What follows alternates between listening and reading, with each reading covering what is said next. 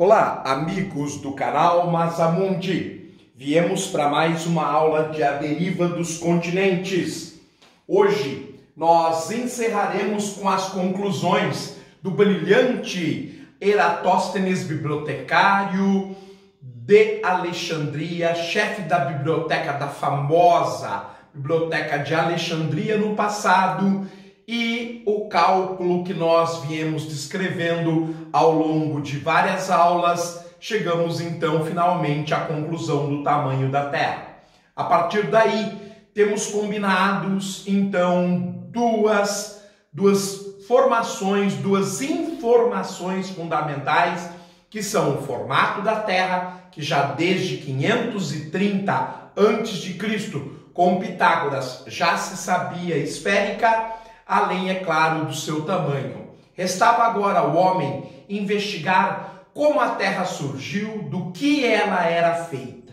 E aí é que começa o início do estudo da geologia, que é fundamental no seu desenvolvimento para levar-nos a entendermos a chamada tectônica de placas. Bem, eu vou deixá-lo com o texto de suporte, o texto base, e se necessário for fazer algum comentário durante a leitura, nós faremos. Vamos a ele então, vejamos o que nós temos para trazer a vocês hoje.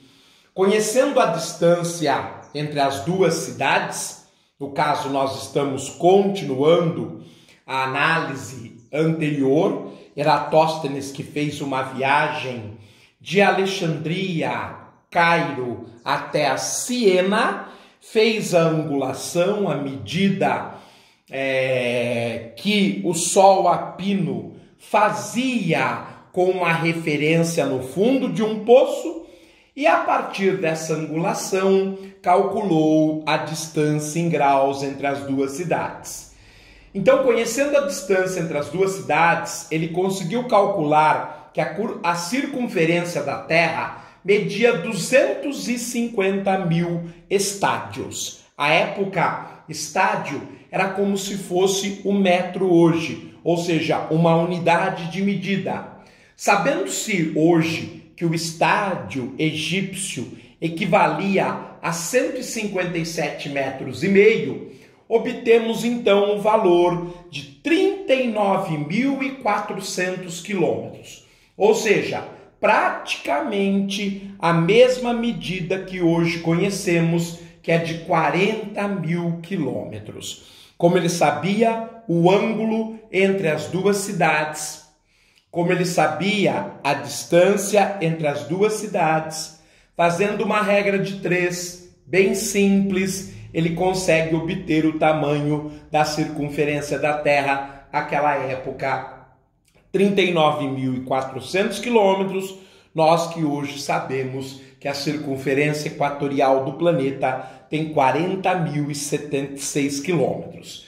Mas, para quem fez isto sem satélite, sem GPS, sem recurso, apenas utilizando a imaginação e a observação, fato que aconteceu há 2.200 anos, foi de uma precisão fantástica se considerarmos a precariedade dos instrumentos de que se dispunha há 2.200 anos, quando Eratóstenes fez este cálculo. O nascimento das ciências geológicas. Conhecidos a forma, graças a Pitágoras, por volta de 530 a.C., e o tamanho da Terra, por volta de 200 a.C., com Eratóstenes, restava conhecer a composição e a natureza de sua superfície e de seu interior.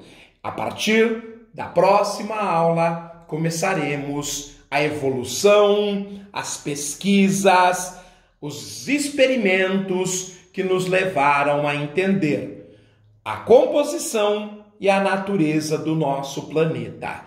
E aí começa a parte que mais interessa aos nossos estudos, que é, evidentemente, a deriva dos continentes, que levará a compreensão da tectônica de placas. Por hoje, ficamos por aqui, deixando a todos um forte abraço. Fiquem bem, até a próxima. Tchau!